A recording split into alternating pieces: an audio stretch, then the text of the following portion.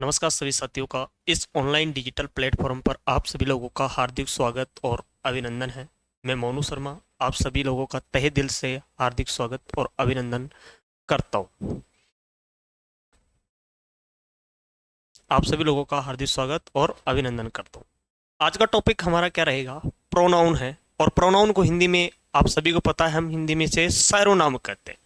अगर हिंदी में अपन डेफिनेशन की बात करें तो कहते हैं संज्ञा के स्थान पर काम आने वाले शब्द को ही हम क्या कहते हैं? सर्वनाम कहते हैं। इंग्लिश में डेफिनेशन की बात की जाए,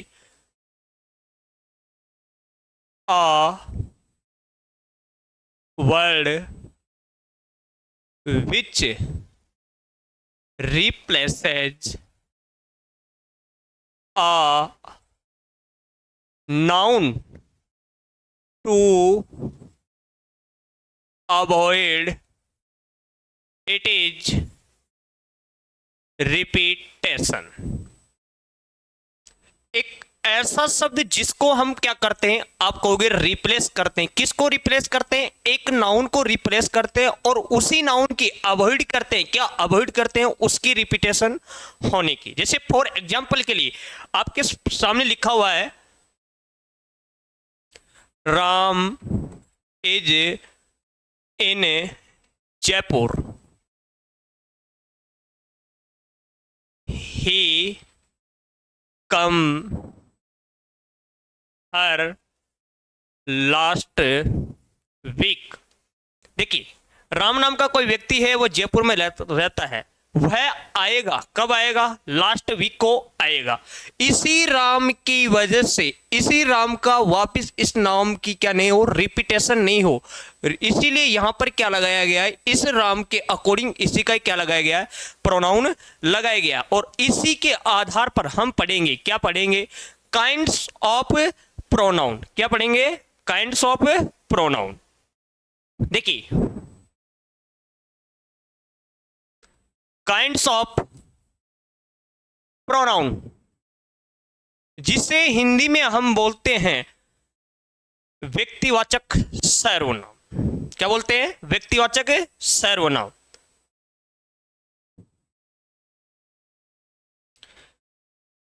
और पहला प्रोनाउन हमारे सामने आता है और उसका नाम है personal pronoun. Personal pronoun. Personal pronoun. Personal जो प्रोनाउन होता है, ये रेफर करता है, किसको रेफर करता है? एक व्यक्ति को रेफर करता है। Refer to a person. एक व्यक्ति को रेफर करता है। कौन रेफर करता है? Personal pronoun. इसी के आधार पर केस को कितने भागों में बांटा गया है? 3 भागों में बांटा गया। कौन कौन से केस है? पहला केस हमारे सामने है सब्जेक्टिव केस। Subjective case. दूसरा केस हमारे सामने है ऑब्जेक्टिव केस। Objective case. और तीसरा केस है हमारे पास में possessive case. Possessive case. Case को 3 भागों में बांट दिया गया, सब्जेक्टिव केस, ऑब्जेक्टिव केस और पजेसिव केस। देखिए, सब्जेक्टिव केस के अंतर्गत हमारे सामने फर्स्ट पर्सन आते हैं। कौन कौन से आते हैं? एक तो चलता हमारे पास में आई, एक चलता हमारे पास में वी, सेकंड पर्सन प्रोनाउन होता है हमारे पास में यू, थर्ड पर्सन प्रोनाउन हमारे पास में होता है, एक तो चलता हमारे पास में ही, एक चलता है सी, एक चलता हमारे पास में इट और एक चलता है दे। देखिए, I, we, you, he, she, it और दे, आई और वी दोनों ही अपने आप में फर्स्ट पर्सन होते हैं। कौन से पर्सन होते हैं? First person. यू अपने आप में एक सेकंड पर्सन है। ही, सी, इट और दे तीनों ही अपने आप में थर्ड पर्सन है। देखिए, आई, आई का ऑब्जेक्टिव होता है मी, आई का पजेसिव होता है माई, वी का ऑब्जेक्टिव होता है अस और वी का पजेसिव होता आवर। यू का ऑब्जेक्टिव होता है यू चलता है और पजेसिव चलता है योवर। ही का ऑब्जेक्ट चलता है हिम, ही का पजेसिव चलता है हिज, सी का ऑब्जेक्ट चलता है हर, सी का पजेसिव भी चलता है, क्या चलता है, हर चलता है। इट का ऑब्जेक्ट क्या रहता है, इट ही रहता है, इट का पजेसिव हो जाता है इट्स। दे का ऑब्जेक्ट होता है देम, दे का पजेसिव होता है दीहर,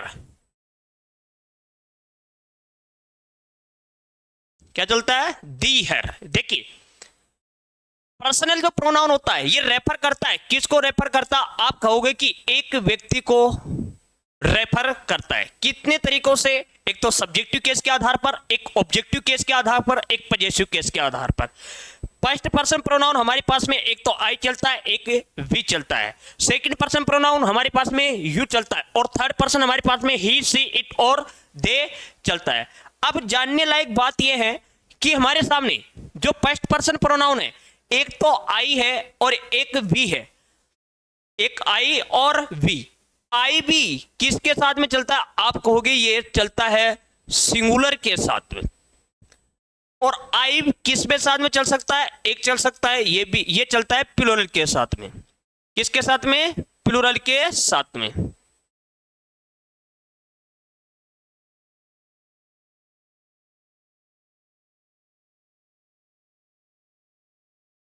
देखिए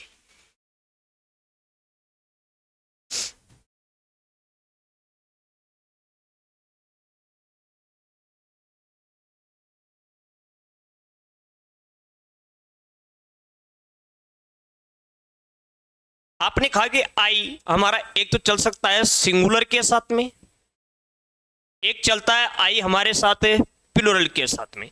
मैं जब कहता हूं भाई आई जब सिंगुलर के साथ में चलता है तो इसके साथ में हेल्पिंग वर्ब आती है, singular helping verb.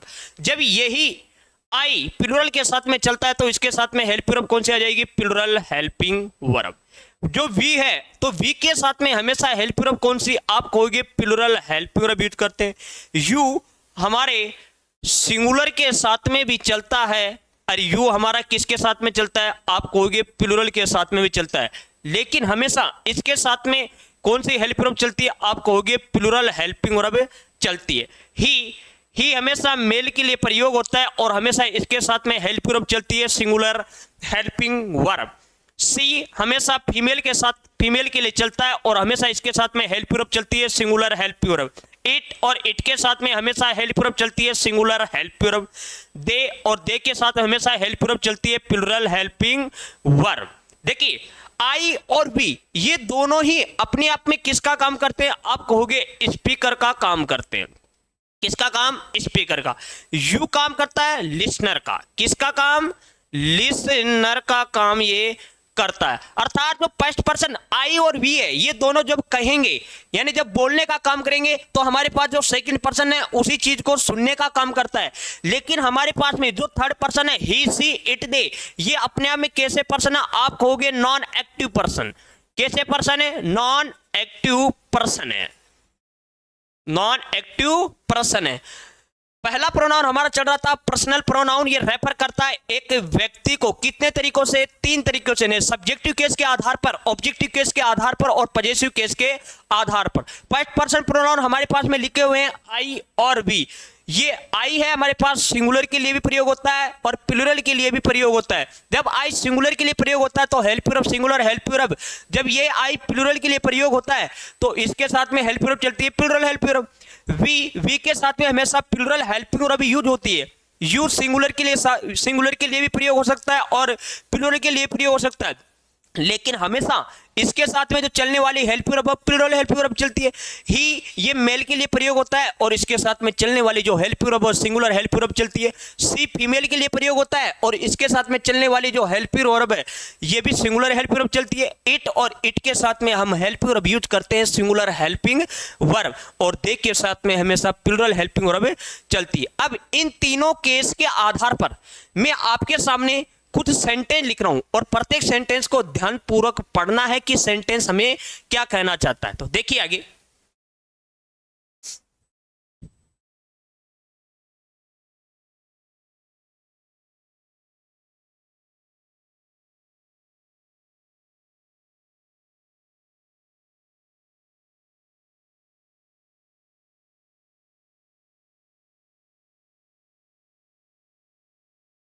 Me also called he, me think that him is right.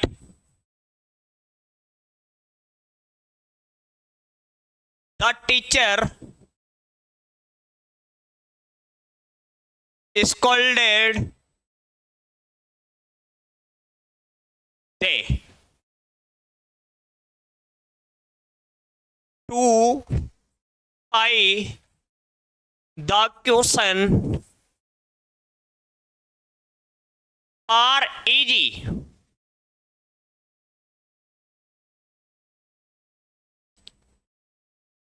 Of the current is slowest.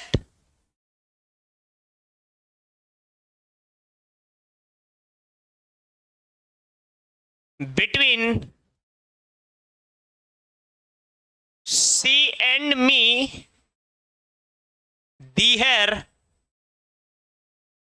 is no conflict.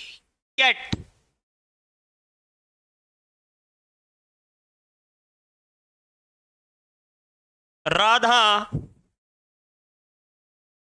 distribution the money between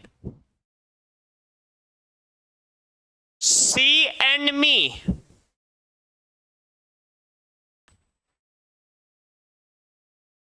next question हमारे पास the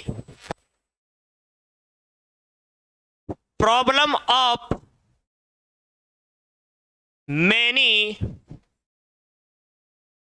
students have been solved.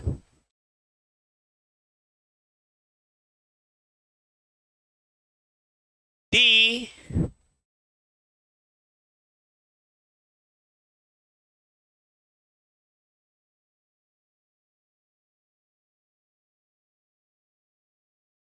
apples of Shimla is delicious. और next question है the boxes on the table is not clean. देखिए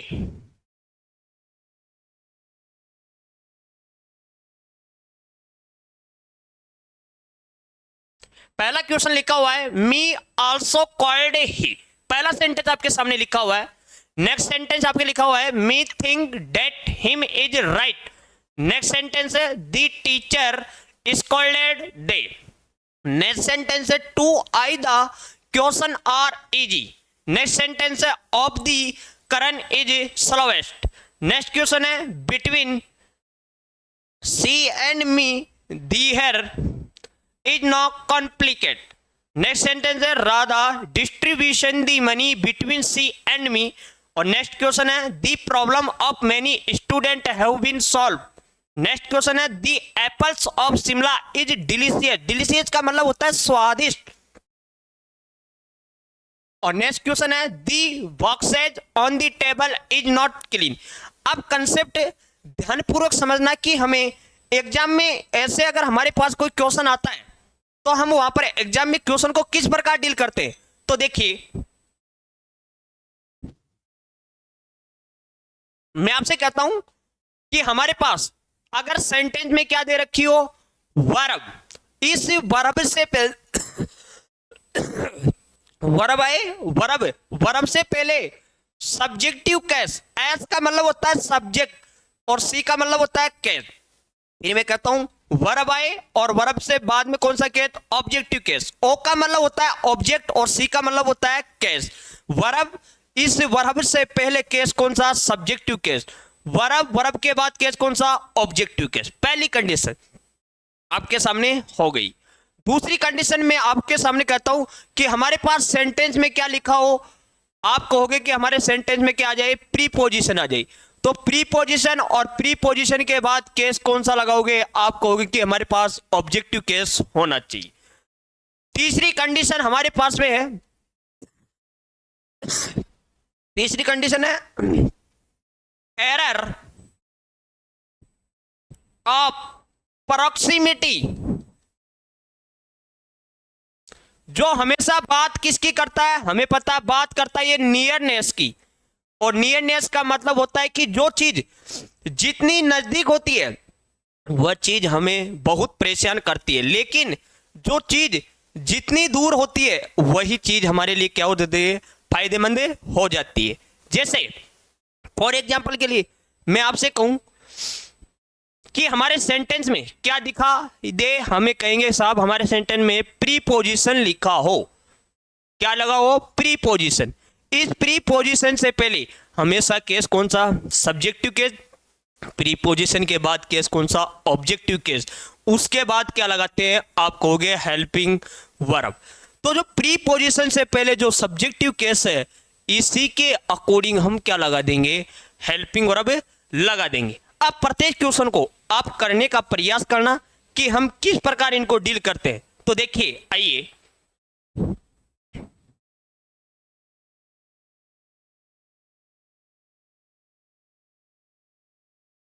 देखिए, पहला question हमारे पास लिखा हुआ है मी आल्सो कॉल्ड ही, मी आल्सो कॉल्ड ही। कॉल्ड अपने आप में क्या दे रखी है, आप कहोगे वर्ब। इस वर्ब से पहले हमारे पास केस कौन सा चलना चाहिए, सब्जेक्टिव केस। इस वर्ब के बाद केस कौन सा चलना चाहिए, आप कहोगे कि ऑब्जेक्टिव केस होना चाहिए। क्या वर्ब से पहले जो सब्जेक्टिव केस दे रखा है, कि आप कहोगे नहीं, मी की जगह क्या होना चाहिए, आप कहोगे आई होना चाहिए। और ही की जगह क्या चलना चाहिए, आप कहोगे हिम चलना चाहिए। थिंक अपने आप में क्या है, आप कहोगे वर्ब है। वर्ब से पहले हमें केस कौन सा चाहिए, सब्जेक्टिव केस, सब्जेक्टिव केस। तो मी की जगह हमें क्या लगाना पड़ेगा, आप कहोगे आई लगाना पड़ेगा। इज भी अपने आप में क्या है, वर्ब, और वर्ब से पहले हमें सब्जेक्टिव केस होगा, हिम नहीं, क्या लगाना चाहिए, ही लगाना चाहिए।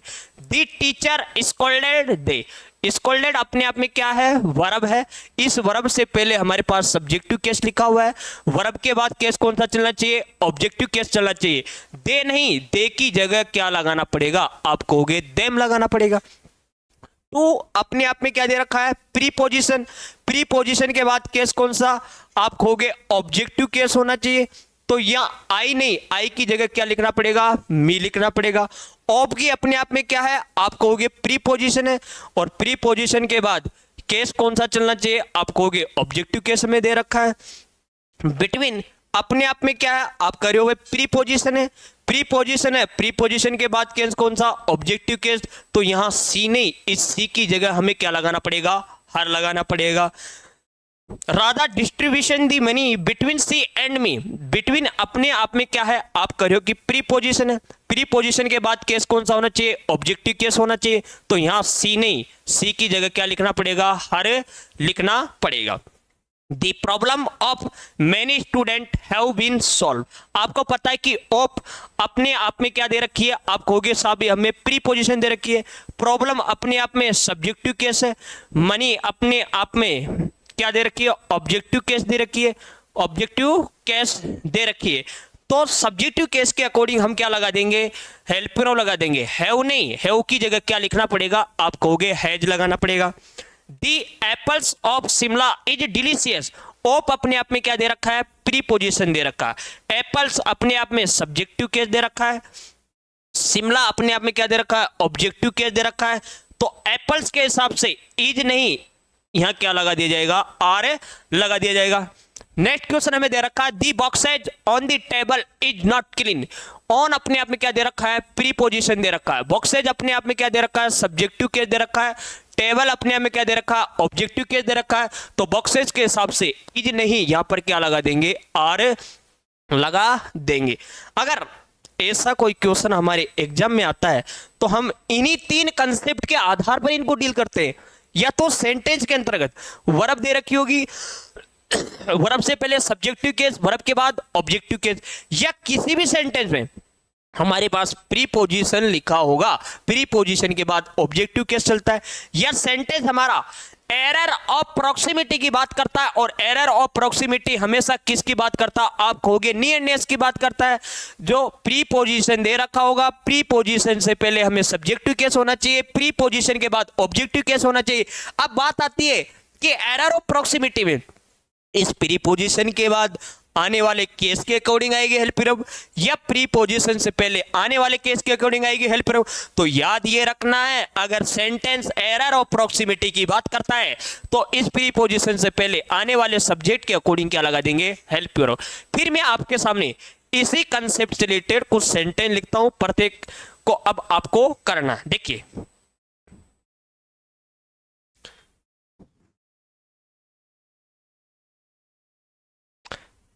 पहला सेंटेंस लिखा हुआ है, she among they have a good job. दूसरा सेंटेंस लिखा हुआ है, आई एम गोइंग देयर।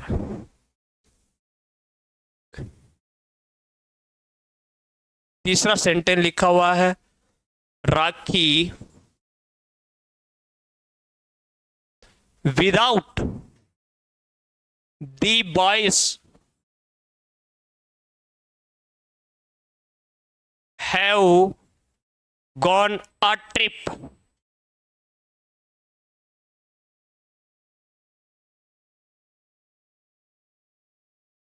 और सेंटेंस हमारे पास में, she except but you are going there.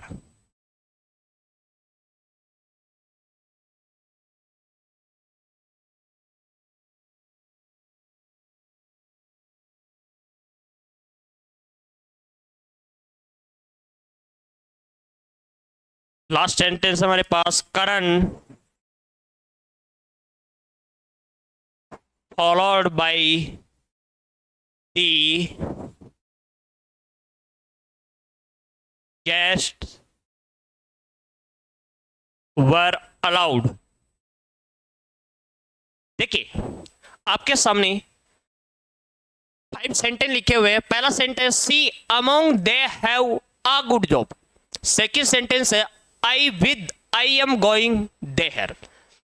Third sentence है, Rakhi without the boys have gone a trip. Fourth sentence है, she except but you are going there. और लास्ट सेंटेंस है, Karan followed by the guest were allow.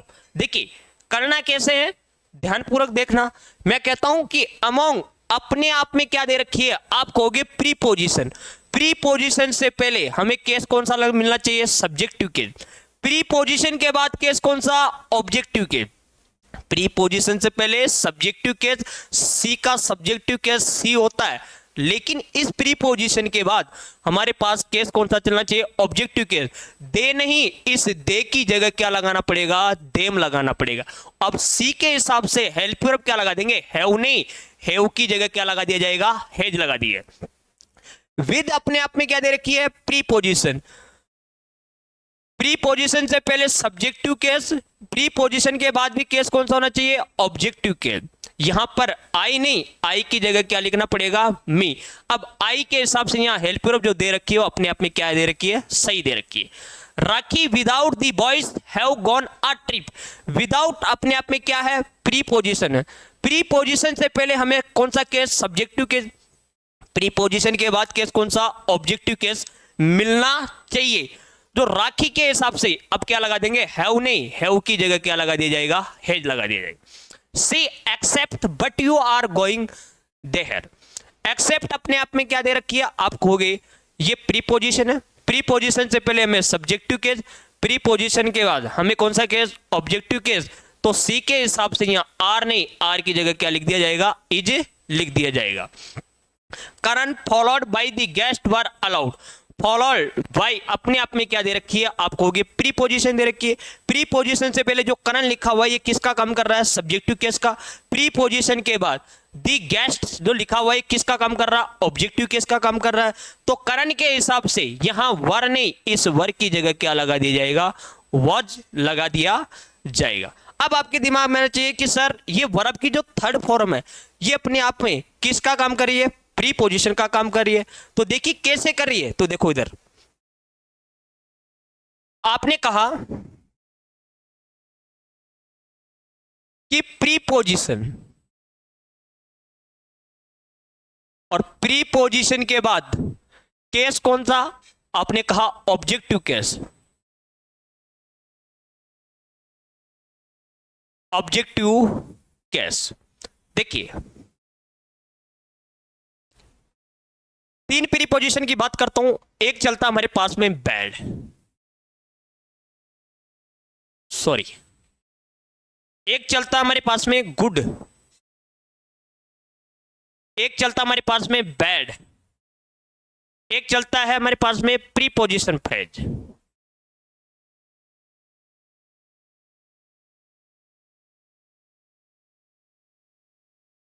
देखिए good के preposition होते हैं जैसे like, with,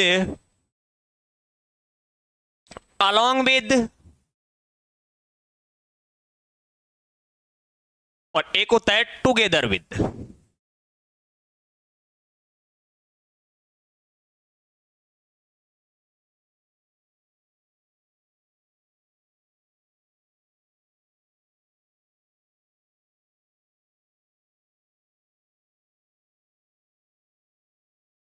ये होता है टुगेदर।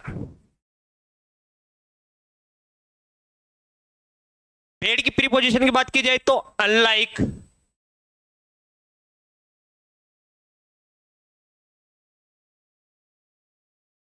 अनलाइक करता है, विदाउट करता है, एक्सेप्ट करता है, बट करता है, और क्या वो कौन सा होता है, से होता है। प्रीपोजिशन फ्रेज की बात की जाए, अगर किसी भी वर्ब की कौन सी फॉर्म, थर्ड फॉर्म, और इसके साथ में क्या लिखा हो, प्रीपोजिशन लिखा हो, वही किसका काम करता है, प्रीपोजिशन का। जैसे फॉर एग्जांपल के लिए आपके सामने लिखा हुआ है फॉलोड बाय, आपके सामने लिखा हुआ है लेडी बाय, आपके सामने है प्लीज्ड विद। देखिए फॉलोड अपने आप में कौन सी फॉर्म, थर्ड फॉर्म दे रखी है, इसके सामने प्रीपोजिशन क्या लगा हुआ है, बाय। लेडी अपने आप में वर्ब की कौन सी फॉर्म, थर्ड फॉर्म दे रखी है, बाय अपने आप में क्या लगा हुआ है, इसके साथ में प्रीपोज। प्लीज अपने आप में वर्ब की कौन सी फॉर्म, थर्ड फॉर्म, विद अपने आप में क्या लगा हुआ है, प्रीपोजिशन। एक एक की डिटेल में बात करते हैं। जैसे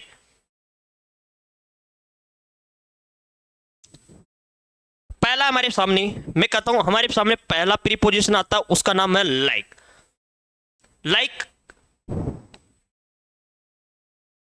अपने आप में क्या है, आप कहोगे लाइक अपने आप में एक वर्ब है, किसी की चीज को टू एडहोर करती है, लव करती है,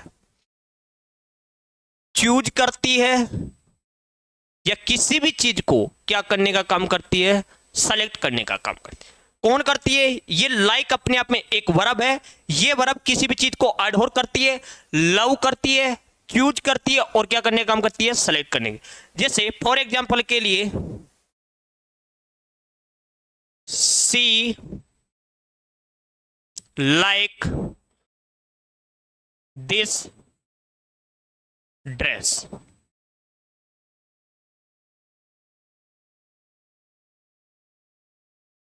he like swimming, दो सेंटेंस आपके सामने लिखे हुए हैं। आप ये कह सकते हो कि पहला जो सेंटेंस हमारे सामने लिखा हुआ है, सी अपने आप में इस सेंटेंस का सब्जेक्ट दे रखा है और लाइक किसका काम कर रही है, वर्ब का काम कर रही है। ही इस सेंटेंस का क्या दे रखा है, सब्जेक्ट दे रखा है, और लाइक अपने आप में इस सेंटेंस का क्या काम कर रहा है, वर्ब के रूप में काम कर रहा है। लेकिन मैं आपसे कह रहा हूं इसी लाइक को मैं किसके आधार पर पढ़ूं, प्रीपोजिशन के आधार पर मैं इसको पढ़ना चाह रहा हूं। किसके आधार पर, प्रीपोजिशन के आधार पर। जब इस लाइक को प्रीपोजिशन के आधार पर पढ़ने का काम करता हूं तो ये किसका काम करता है, आप कहोगे ये कंपैरिजन करने का काम करता है। कंपैरिजन में इसका अर्थ क्या निकलता है, की तरह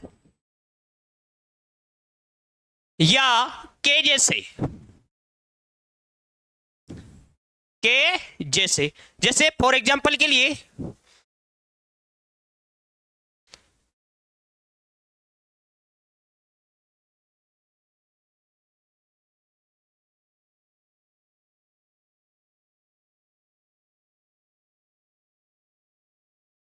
सी like I am a doctor, आपके सामने ये लिखा हुआ सेंटेंस। तो अब आपको देखना है कि जब हम इस लाइक को किसके आधार पर, प्रीपोजिशन, तो लाइक अपने आप में किसका काम कर रहा है, प्रीपोजिशन का। प्रीपोजिशन से पहले हमारे पास केस कौन सा, सब्जेक्टिव केस चलना चाहिए। प्रीपोजिशन के बाद केस कौन सा, ऑब्जेक्टिव केस करना चाहिए। तो इस सब्जेक्टिव केस के हिसाब से हेल्प वर्ब क्या आ जाना चाहिए, एम नहीं, इसकी जगह क्या लगा दिया जाएगा, इज लगा दिया जाएगा। और दूसरा हमारे पास में आता है अनलाइक। अनलाइक और अनलाइक अपने आप में क्या है, आप कह सकते हो अनलाइक एक अपने आप में प्रीपोजिशन है,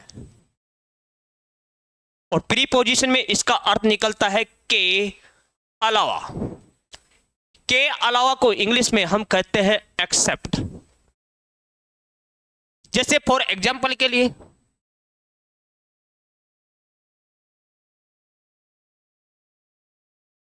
he is a doctor unlike me, आपके सामने ये लिखा हुआ। नेक्स्ट हमारे पास में है डिसलाइक।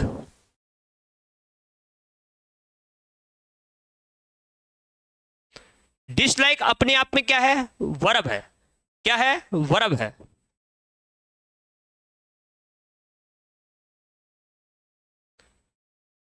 डिसलाइक अपने आप में क्या है, वर्ब है, जिसका हिंदी में अर्थ लिखता है ना पसंद करना।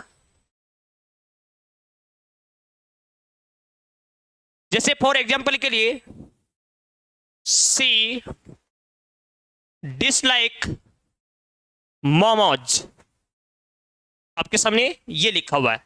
सी अपने आप में इस सेंटेंस का सब्जेक्ट दे रखा है, डिसलाइक अपने आप में एक वर्ब दे रखी है। नेक्स्ट हमारे सामने है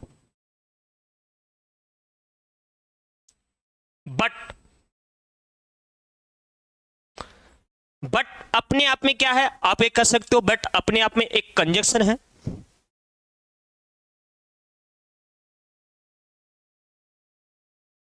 कंजक्शन में इसका अर्थ क्या निकलता है, लेकिन। अब कंजक्शन होता क्या है, दो छोटे छोटे सेंटेंसों को आपस में जोड़ने का काम कौन करता है, कंजक्शन करता है। जैसे आपके सामने है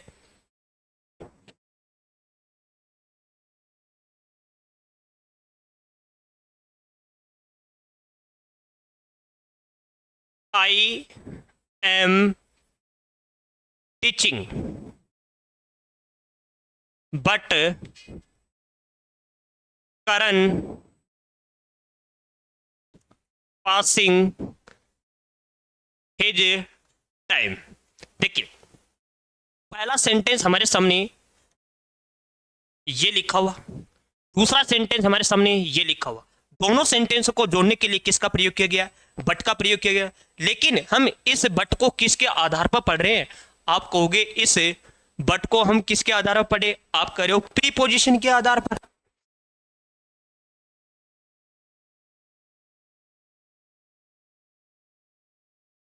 प्रीपोजिशन के आधार पर। जब बट को हम प्रीपोजिशन के आधार पर पढ़ते हैं तो इसका अर्थ निकलता है के अलावा। के अलावा को इंग्लिश में हम कहते हैं एक्सेप्ट। जैसे फॉर एग्जांपल के लिए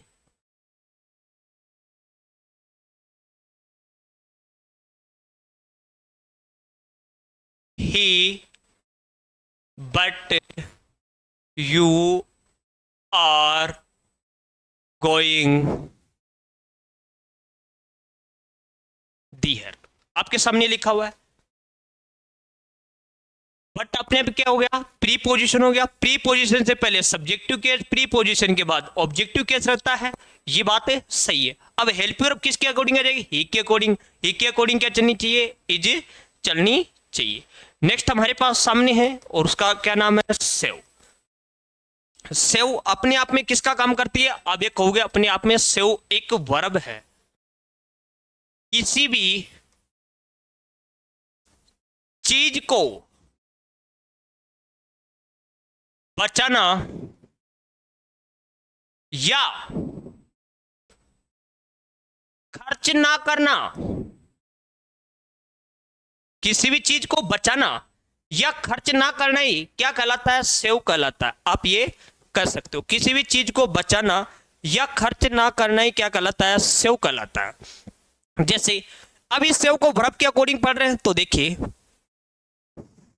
वी शुड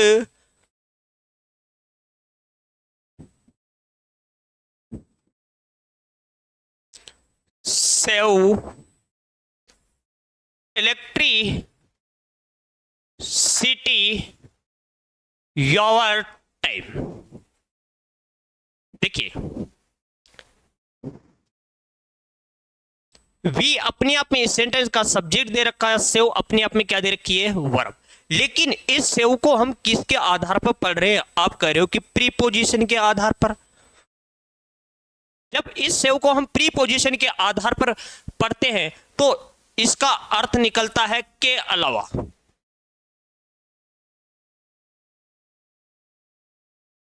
के अलावा, के अलावा को इंग्लिश में हम कहते हैं एक्सेप्ट। देखिए, he save you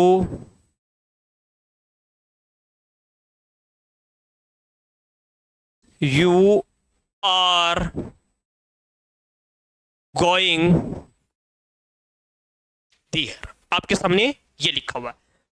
आप ये कह सकते हो कि सर जो ही इस सेंटेंस में लिखा हुआ है, इस सेंटेंस का अपने आप किसका काम कर रहा है, आप ये कह सकते हो सब्जेक्ट का काम।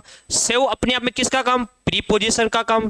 सेव अपने आप में प्रीपोजिशन का, तो प्रीपोजिशन के बाद केस कौन सा चलना चाहिए, ऑब्जेक्टिव केस चलना चाहिए। तो ही के हिसाब से यहाँ आर नहीं, यहाँ क्या लगा देंगे, इज लगा देंगे।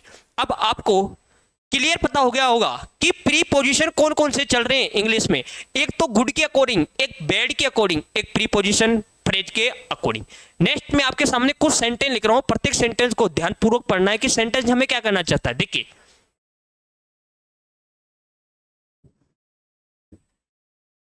पहला सेंटेंस है Ram is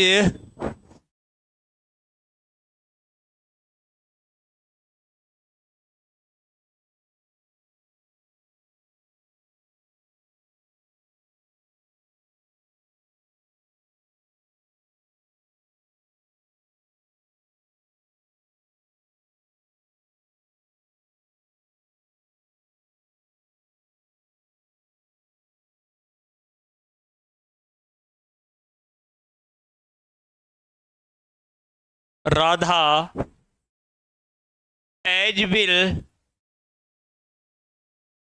as you are in this business.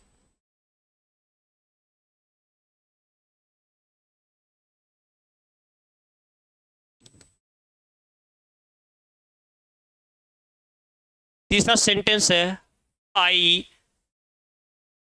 As well as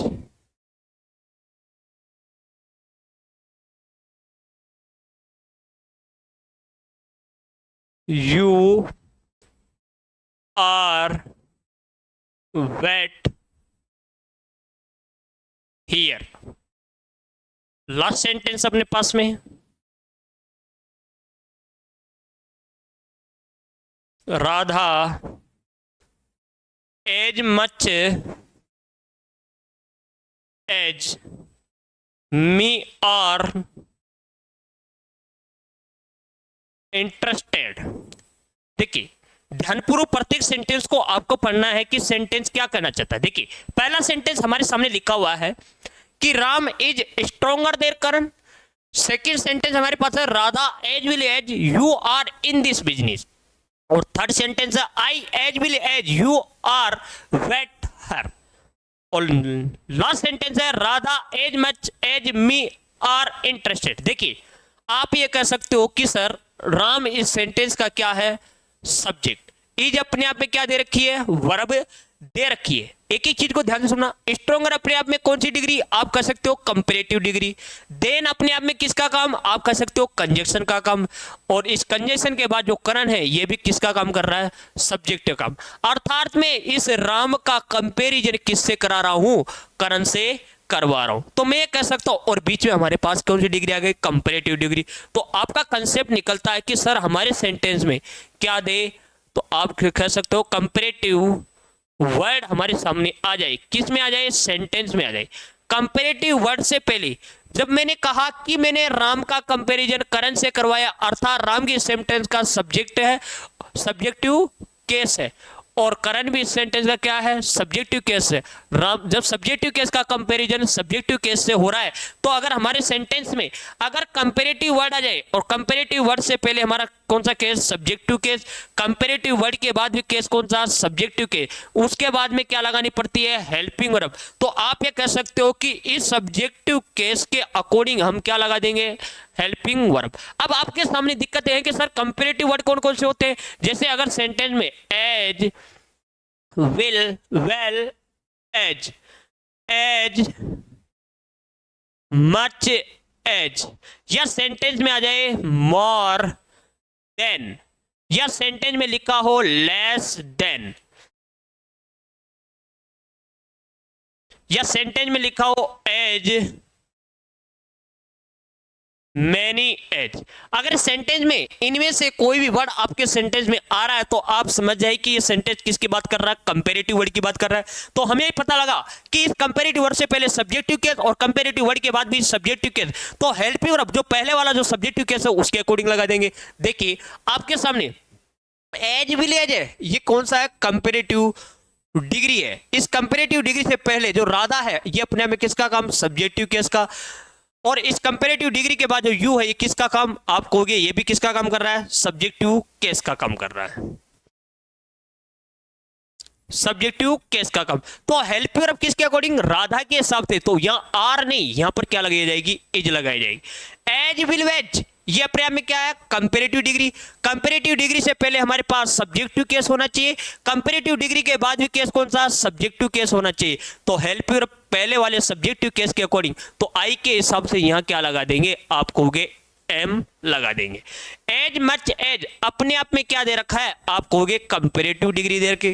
comparative degree से पहले सब्जेक्टिव केस, कंपैरेटिव डिग्री के बाद केस कौन सा चलना चाहिए, आप कह रहे हो कि सब्जेक्टिव केस चलना चाहिए। तो यहां पर मी नहीं, इस मी की जगह क्या लगाना पड़ेगा, आई लगाना पड़ेगा। तो राधा के हिसाब से यहां पर आर नहीं, यहां पर क्या लगाना पड़ेगा, इज लगाना पड़ेगा। अगर सेंटेंस में कंपैरेटिव वर्ड दे, कंपैरेटिव डिग्री से पहले अगर सब्जेक्टिव केस आता है, कंपैरेटिव वर्ड के बाद भी केस कौन सा आता है, सब्जेक्टिव केस आता है, तो हमेशा इसमें हेल्पिंग और पहले वाले सब्जेक्टिव केस के अकॉर्डिंग ही लगानी है।